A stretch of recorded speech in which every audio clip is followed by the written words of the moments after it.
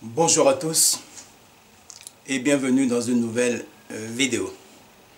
Alors, comme je l'ai déjà dit et redit, je vais encore le dire, je souhaite toutes mes condoléances à la famille de Mamoudou Barry, à toute sa famille, à ses frères, ses sœurs, à sa femme. C'est très important et je le redis encore, justice. Justice pour Barry, cet homme guinéen. Pourquoi guinéen? Pourquoi guinéen? Cet homme noir qui a été assassiné lâchement parce qu'il est noir, tout simplement. Pourquoi je le dis, chers frères et sœurs?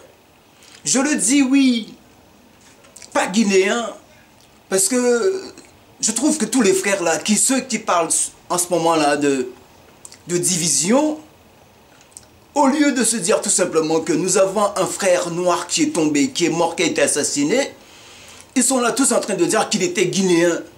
Qu'est-ce que cela change de donner en fait? Qu'est-ce que cela change de donner? Qu'il soit guinéen, qu'il soit sénégalais, qu'il soit ivoirien ou qu'il soit antillais. Nous avons un frère noir qui est tombé parce qu'il était noir et je pense qu'on se doit tous derrière lui tout simplement parce qu'il est noir. Voilà la réalité, chers frères et sœurs. Ça prouve que quoi? Que le continent est divisé. Cela aurait changé quoi qu'il soit sénégalais, ou qu'il soit ivoirien, ou qu'il soit congolais. La seule chose qu'il faut comprendre, c'est qui que nous soyons, tous les gens doivent être derrière ce qui s'est passé. Et cela dépasse même la communauté noire, maghrébins aussi, les blancs aussi, les chinois aussi, doivent réagir parce que chaque fois qu'un homme est tué, c'est l'humanité en fait quelque part qui régresse en fait. Et nous sommes tous là à dire, ah oui mais vous savez, on a pu apprendre qu'il n'était pas sénégalais, il est guinéen. Qu'est-ce que cela change? Qu'est-ce que cela change? C'est un noir qui a été tué et on se doit d'être tous présents. Alors d'un seul coup, les gens ont appris qu'ils étaient guinéens et je vois que la communauté guinéenne monte au créneau.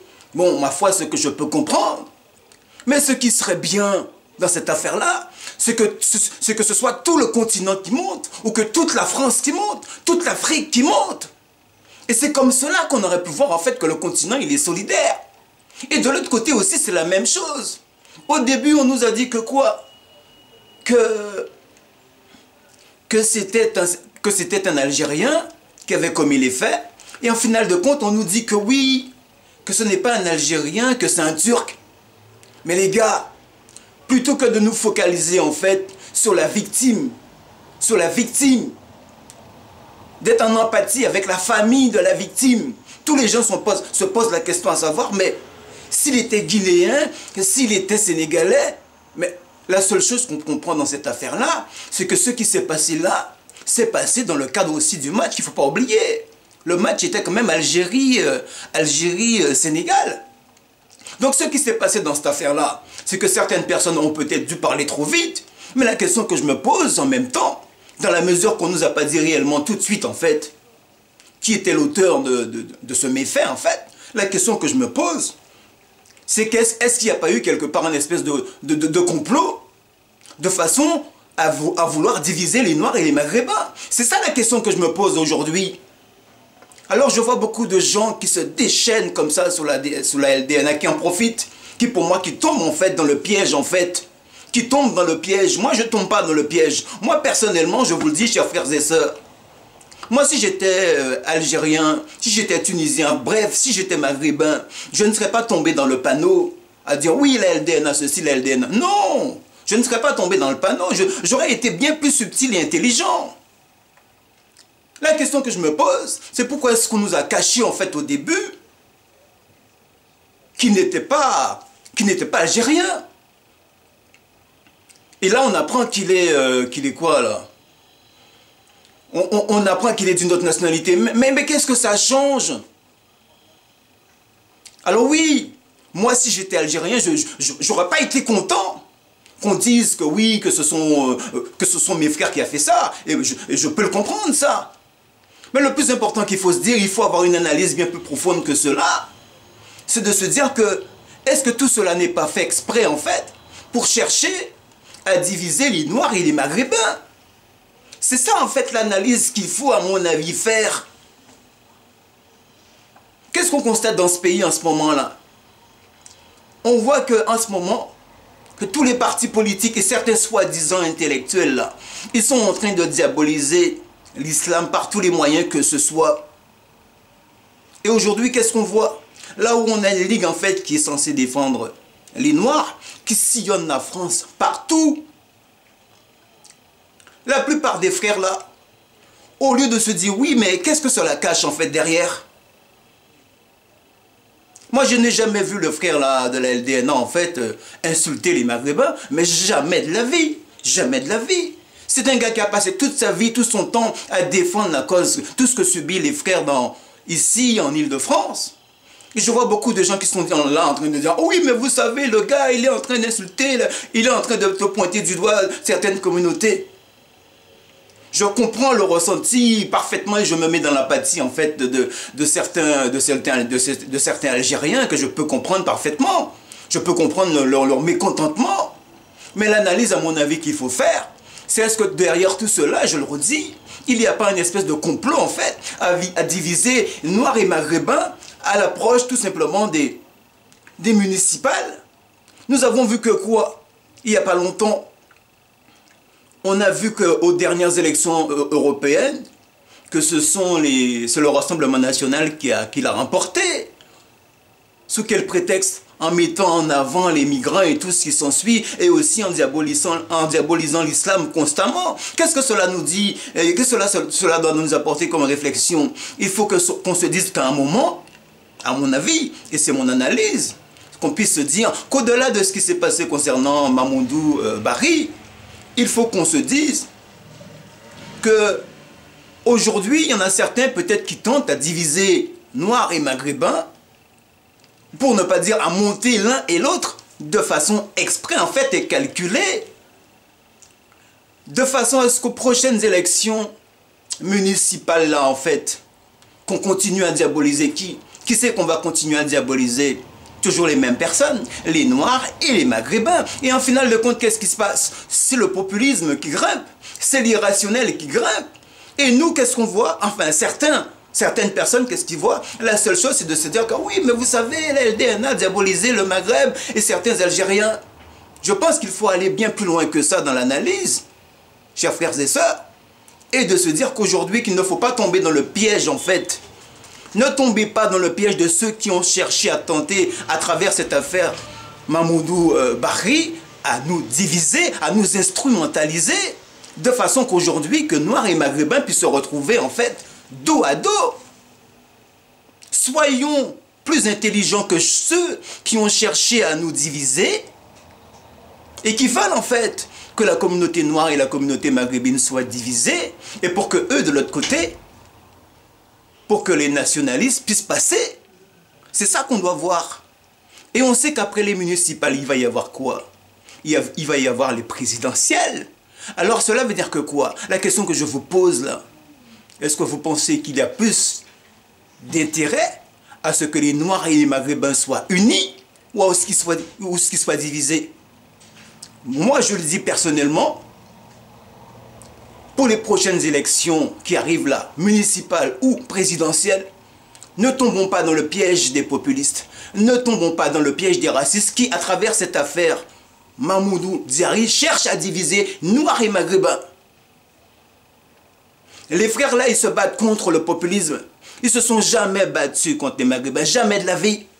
Mais ceci dit, il ne faut pas quand même oublier, si nous avons des frères qui sont tabassés, tués, il est tout à fait normal de dénoncer les faits. Mais est-ce que cela veut dire qu'en fait que les gens en fait sont contre telle ou telle communauté? Mais jamais de la vie. Moi je le dis, comme je l'ai déjà dit, et je vais le redire, j'aurais souhaité que de la même façon que la LDNA existe, que tous les frères de conscience là, qu'ils soient maghrébins, enfin, qu'ils soient algériens, tunisiens ou, comment dire, ou autres, qu'ils créent une ligue. Créer une ligue. Tout comme la LDNA, qui va s'appeler la Ligue pour la défense des Maghrébins. Et comme cela, Noirs et Maghrébins, au lieu d'être divisés constamment sous la toile dans cette affaire-là, on va montrer qu'on est unis. On va montrer qu'on est unis et fort. Et comme cela, nous aurons plus de poids, en fait, à lutter contre le nationalisme qui grimpe dans ce pays-là. Le problème, c'est pas entre nous le problème. Le problème, je le redis, c'est ceux qui cherchent à nous diviser. La question qu'on doit se poser, c'est dans quel but? Autre exemple, j'ai vu la présence de SOS Racisme dans cette affaire-là. SOS Racisme qui jusqu'à présent n'a jamais défendu ni les Noirs ni les Maghrébins. D'un seul coup, je vois SOS Racisme présent en train soi-disant de défendre Mamoudou Bari. Qu'est-ce que cela veut dire? Ça ne vous fait pas réfléchir, les frères? Cela veut dire que quoi? Tout est fait soi-disant par le système de façon à écarter la LDNA, à tenter de diaboliser la LDNA. Ne tombez pas, qui que vous soyez noir ou maghrébin, ne tombez pas dans le piège de la diabolisation, du complot. Ceux qui cherchent tout simplement à faire sortir la LDNA. Et posez-vous la question, mais si demain la LDNA n'existe pas, qui que vous soyez noir ou maghrébin, qu'est-ce qui va exister en termes de structure en fait, de façon à faire en sorte que nous puissions en fait lutter contre les populistes? Alors je vous pose la question, il y a plus intérêt pour vous, est-ce que la LDNA existe ou est-ce qu'elle n'existe pas? Moi je le redis, moi j'aurais souhaité que tous les Maghrébins créent une ligue aussi, unie, forte, puissante, et montrer que nous sommes unis. Soyons unis dans le malheur et non pas divisés. Voilà le message, chers frères et sœurs. Ne tombez pas, je le redis, ne tombez pas dans le piège de l'instrumentalisation, du complot, ceux qui cherchent à nous diviser. SOS Racisme n'a jamais rien fait en fait pour les Noirs et les Maghrébins. Et pourtant, c'est le gouvernement qui l'a mis en place. Et aujourd'hui, tout est fait en fait pour saboter la LDNA. Qu'est-ce que cela vous apporte comme réflexion? Cela veut dire que dans ce pays-là, ils ne veulent pas en fait qu'il y ait de vraies organisations capables de lutter pour le droit des Noirs et des Maghrébins. Et vous tombez dans le piège de la division à diaboliser la LDNA, chers frères et sœurs. Moi, je vous dis que vous soyez Algériens, Marocains, Tunisiens, Sénégalais, Ivoiriens, Congolais, ne tombons pas dans le piège de la division et du complot de ceux qui font le maximum pour diaboliser l'image de la LDNA. Ceci dit, l'impression que j'ai dans cette affaire-là, c'est que tout est fait aujourd'hui pour légaliser ceux qui sont des nationalistes et qui sont acceptés dans le paysage audiovisuel français. Mais par contre, si vous êtes noir et que vous montez une ligue, ah oui, là tout de suite, vous êtes diabolisé. Et le pire en fait, ce sont nos propres soi-disant frères en fait qui diabolisent le travail que nous faisons. Alors je vous repose la question, chers frères et sœurs, est-ce qu'il n'est pas peut-être plus important à un moment où nous savons que le populisme arrive, de se dire que si vous êtes Algérien, Marocain ou Tunisien, de mettre une ligue en place de façon à défendre la communauté maghrébine de la même façon que la LDNA existe pour défendre le droit des Noirs. C'est ça l'analyse à mon avis qu'il faut faire. Voilà, chers frères et sœurs, j'en finirai là, j'en dirai pas plus. Je dirais soyons plus intelligents que ceux qui, à travers cette affaire-là, ont tenté à nous diviser, à nous instrumentaliser, à diaboliser la LDNA. Soyons plus intelligents que cela. SOS Racisme n'a jamais rien fait pour les Noirs. Et maintenant, comme d'un seul coup, ils veulent nous montrer en fait que c'est eux qui veulent défendre, représenter, dire, on voit derrière tout ça qu'il y a une volonté gouvernementale en dessous qui nous prend pour des imbéciles, qui nous prend pour des pigeons. Donc je dis à tous les Maghrébins, ne tombez pas dans le panneau de la division. Non, les frères, ils n'ont jamais été contre qui que ce soit. Ils sont là pour défendre le droit des Noirs. Et soyons unis dans le malheur, en fait, de Mamoudou Bari, et non pas dans la division. C'est ça la lecture qu'on doit avoir. Voilà, je n'en dirai pas plus, chers frères et sœurs. Merci à tous.